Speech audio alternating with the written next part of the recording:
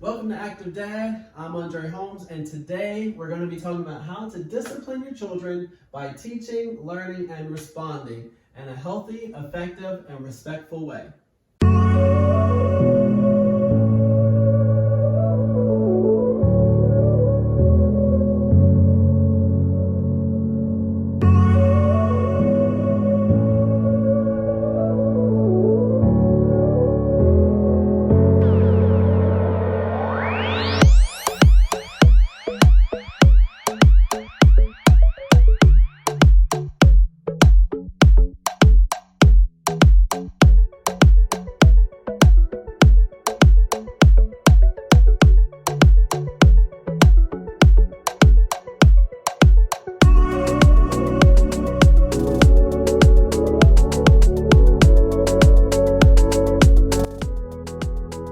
So today's video is about discipline and what it means to discipline our children and how we can better discipline our children than the traditional ways. So when a lot of people think about discipline, they think about punishments and consequences.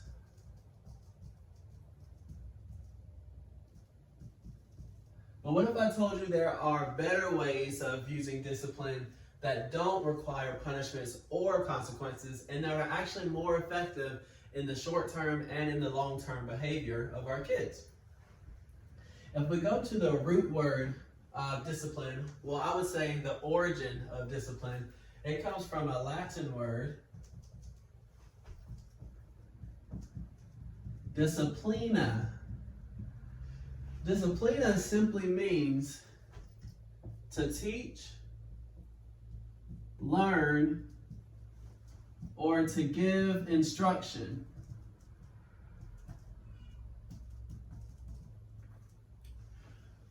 So if we go back to the origin of discipline, we're talking about teaching, learning, and giving instruction, not using punishments and consequences. Punishments and consequences will give you some short-term results, but you're not doing anything for the brain of your child. What you're doing when you're parenting is you're molding the brain and how it will be wired for the rest of their life, unless they do something intentional to change it. So we're going to get rid of the punishments and consequences, and we're going to stick to the original meaning of discipline, which is to teach, learn, or give instruction. So let's write that up here so that it's in the corner of our minds. Teach and learn and give instruction. This is what we want to focus on when we're raising our children. So if we look at a root word from discipline, the word disciple actually comes from the word discipline.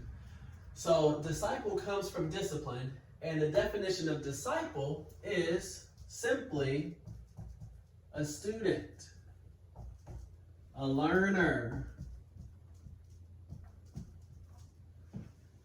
So you can see the origin of discipline is to teach, to learn, and to give instruction. And disciple, coming from the word discipline, means a student or a learner. So we have to ask ourselves, what is the goal of discipline? Is it to punish our kids? Is it to give them consequences? Is it to correct bad behavior? For most of us, we just want our kids to cooperate and listen. You want them to stop screaming in the car. You want them to put their plates back. You want them to put their dirty clothes in the hamper, etc., right? But these are all short-term goals of discipline. We also want to be focusing on the long-term simultaneously. And we're going to go through a few examples of how we can do that, responding to different scenarios that we come across almost every day. The long-term goal of discipline is to help them develop self-control and a moral compass, so that when authority figures aren't around, they still are thoughtful and conscientious. So now we're going to talk about the difference between reacting and responding. Reacting means you're not giving a second thought before you take action towards a situation.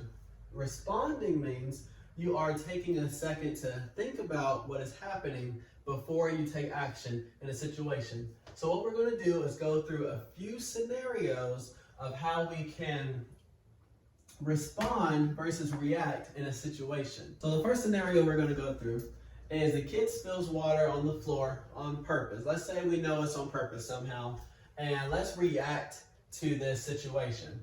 So the dad reacts and says, I can't believe you did this. Why would you spill water on the floor? Now you're not going to have TV for a whole week. So, let's write that down.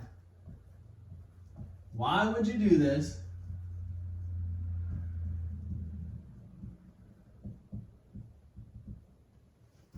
And no TV for a week. So the kid acts, the dad reacts. So let's see how the kid reacts to the dad's reaction. So after dad reacts, the kid screams.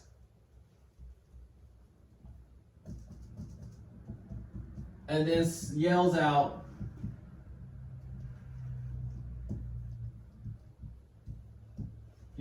you're stupid, right? And what is this reaction going to do? It's going to cause dad to react again, and then the kid to react again, and then the dad to react again, and then the kid to react again, and then eventually it'll be over, but it had helped no one. Nobody feels better. Nobody feels connected. Nobody feels like anybody loves each other. Nothing. So this is what happens when we react to a situation, is that it doesn't help anybody in the end. There's no long-term goal. A couple notes down here of what happened. So the notes I have is, you ask the kid why. Okay. The problem with this is if they're in a certain age, probably about 6 or under, then they're not going to have a reason why. They don't have any impulse control. If they say, I don't know, that's literally because they don't know. So, depending on what age, asking why will be redundant because they don't have any impulse control. So, the second reason I have here is you didn't do a logical consequence. And we're going to talk about logical consequences in another video. But just know that logical consequence means that the parent is giving the child a consequence based on what just happened. So something that just happened that's related to what just happened. Not you spilled water so you get no TV for a week. That has nothing to do with spilling water on the floor. The TV sitting in the living room didn't have anything to do with water that was spilled in the kitchen. So it's not a logical consequence by no means. And then the next thing is, when you react to your kid, you don't give them a chance to reflect on their behavior. All they're thinking about now is how mean dad is. So when we send our kids to timeout, or when we scream at our kids and we send them somewhere, they're not thinking, sitting there like, man, I was really something back there. I'm going to take this time to reflect on my actions and be a better kid. How can I do that? Let me take the next 30 minutes to figure it out. No, what the kid does when you send them to timeout is, man, my dad's so mean. Why doesn't he understand me? I mean, it was just water. Gosh, he's so dramatic. So it becomes about how mean the dad is, or how mean mom is, or whatever. So you completely neglect the child's behavior, and you kind of do them a disservice when you act like this, because now they're not thinking about the mistake that they made, right? So let's go through the scenario and respond. Kid spills water on the floor on purpose. Let's go through dad's response instead of a reaction. So he could respond and say, whoa, bud, looks like you spilled some water on the floor. Let's get a towel and clean it up so nobody slips and falls. Do you want 3 towels or 4 paper towels? So let's write that down. Hey, looks like he spilled some water on the floor.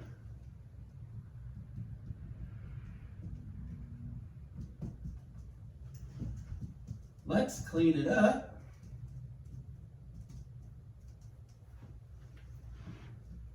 before someone falls? Do you want 3 or 4 paper towels? So after Dad responds like this, we'll have a better chance of our kid responding and saying, 4 paper towels and helps clean up the mess. So you see how Dad responding by saying, hey, looks like you spilled some water. Let's clean it up before somebody falls. Would you like 3 or 4 paper towels? See how calm that is? Better than our last scenario of reacting. And you approach the situation that way. Your body language, your tone of voice, everything says, I'm here to help. That's what your children want from you, is your body language and your tone of voice to say, I'm here to help. Let's write some notes about this scenario and what we can take away from it. So by responding like this, right here I have, we stated the facts.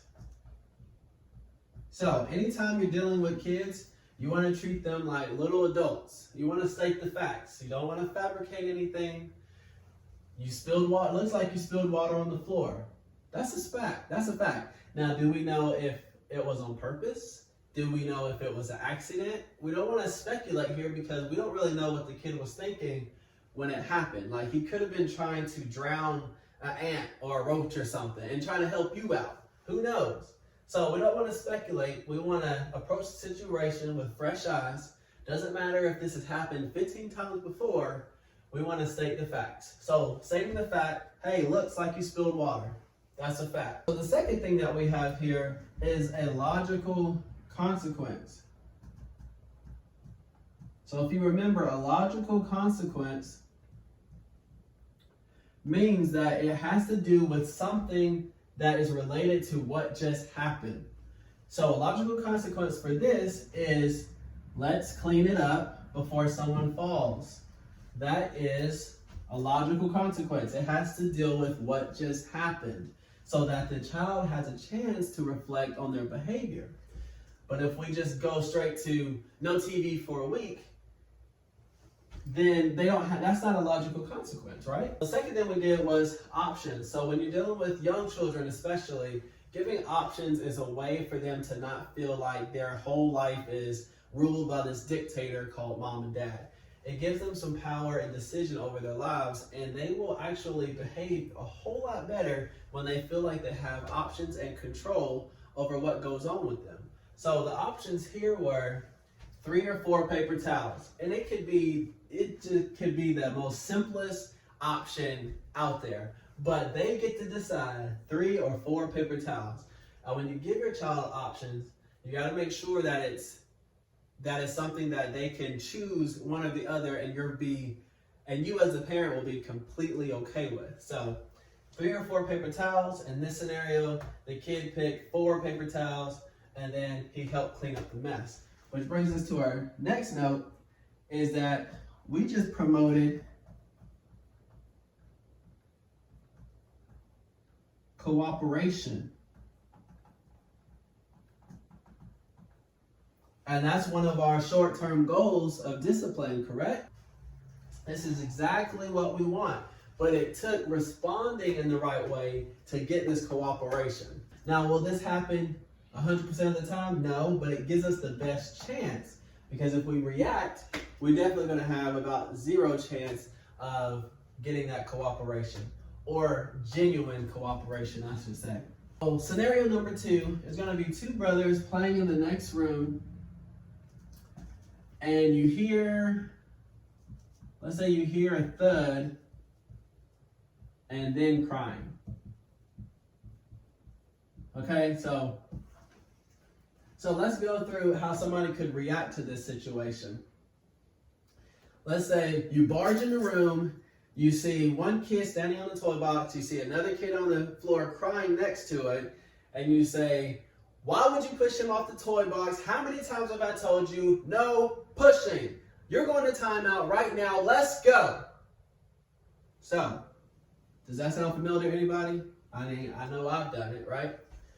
Maybe not the timeout part, but I definitely came into a room assuming everything, that's for sure. So, let's go through Dad's reaction. You barge in the room, you start yelling, you say no pushing, and you're giving out timeouts. Okay, so this is your reaction. And then, of course, when kids act, parent reacts, kid reacts to reaction. So the kid cries. Let's say they start crying. And then they yell, I hate you. Now your kids, they can try to cut you deep, all right? And you be like, dang, why would you say that? But look how you just came in the room. You know what I mean? So, Dad reacts, no pushing, you're going to timeout, let's go. Kid reacts, starts crying, now I hate you. Now you got a kid crying because he's going to timeout and he just got yelled at. You got a kid hurting on the floor, and then you got Dad riled up and yelling, and nobody's happy. So, Dad reacts, kid reacts, Dad reacts, kid reacts, and then the cycle will continue, and it helps nobody, right? So, few notes on this scenario here. I have, you assumed what happened. You assumed the situation. So that's the last thing that we want to do, is go into a room where we literally don't know what happened. Even if in the past you've had trouble with your oldest kid beating up on your littlest kid, you don't want to assume. You want to come in the room as a neutral party, okay? You love both parties equally, and they need to feel that from you. So, but your first mistake was assuming what happened when you weren't there. So the problem with this consequence is that it's not logical. So the timeout that you're trying to give out has nothing to do with him pushing his brother off the toy box. You're assumed, so you really don't know what happened. So now we're in timeout. The consequence doesn't make sense because it had nothing to do with the situation. So the next note that we have is that we neglected the hurt kid. So that's also where we went wrong in this one when we reacted, is that we neglected the person who was hurt in the first place. So we didn't even address the kid who was on the ground crying because he was physically hurt. We went right into punishing and giving consequences to the one that we thought was in the wrong. So we don't want to neglect the hurt kid, okay? The hurt kid feels like he doesn't have your love at that moment because he's being ignored. And then the other kid feels like he doesn't have your love because you're giving out timeouts and you're yelling at him. So nobody is winning in this situation. So let's go through how we can best respond to this situation. So let's say Dad walks in, right? You see a kid on the toy box and you see a kid crying on the floor next to the toy box. You come in calmly, you walk in, you pick up your hurt kid, he's crying, you ask him if he's okay, you're rubbing his back. The kid says he's okay. You check him over for any bumps or bruises or bleeding or something that you need to address like right then and there. But he's okay, right? The kid's okay. He's going to live. Happens, okay? So then in a neutral tone, you ask the one who can answer you, or you ask both of them. You say, hey, it sounded like you guys were having fun. Can you tell me what happened? So right now I'm asking what actually happened. So then, the dad picks up hurt kid and asks what happened.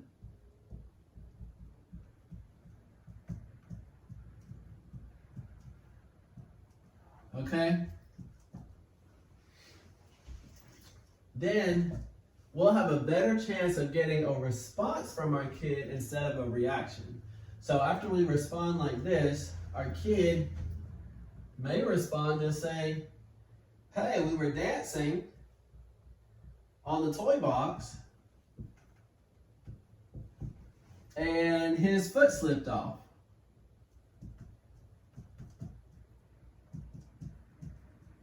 And he fell. Whoa, right? So, because we responded and we came in actually asking what happened, addressing our hurt kid first, not making our other kid feel like the enemy or a bully or blaming him, we actually learned what happened in this scenario. They were dancing on the toy box and his foot slipped and he fell off. So now we know the truth, right? So let's go through a couple notes of what we learned in this scenario. So right here I have, you walked in calm and you didn't add drama to the situation. So you were calm and no drama. So when we walk into a room and we don't know what happened, you do not want to go in there all stomping, slinging the door open, and accusing everybody, because now you're adding to the drama. You're adding to the negativity.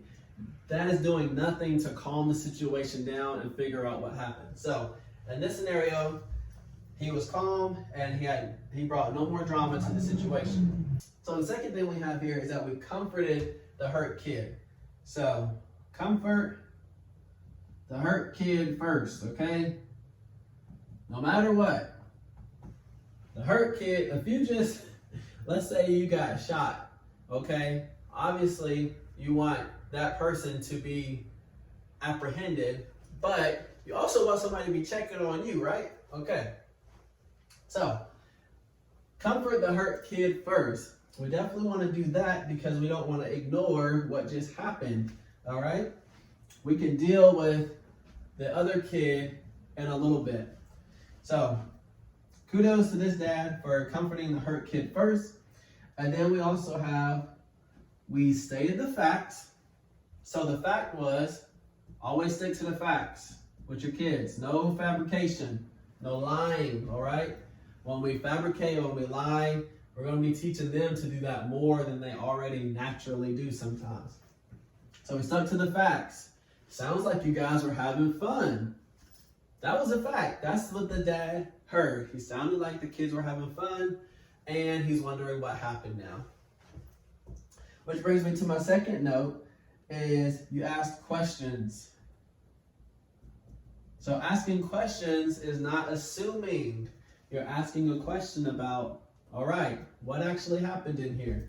That's going to make everybody feel at ease and be like, okay, he's not in here to throw out punishments. He's not out here to give me consequences. He really just wants to know what happened. So that's when you're going to get more cooperation from your kid. And that is the goal of discipline, is to get cooperation. That's the short-term goal. You can even have another response after this and say, hey guys, I see what you mean, but next time maybe let's dance on the floor so it's a little safer than dancing on the toy box. So now you have a resolution that you gave your kid. So you see how many different things that we're accomplishing here if we respond more than react? Thank you guys for watching. If you liked what you saw today, give me a thumbs up. And if you want to know more about how to raise your children in a respectful, healthy, and effective way, hit the subscribe button and the notification bell. You guys have a great day. Thanks so much.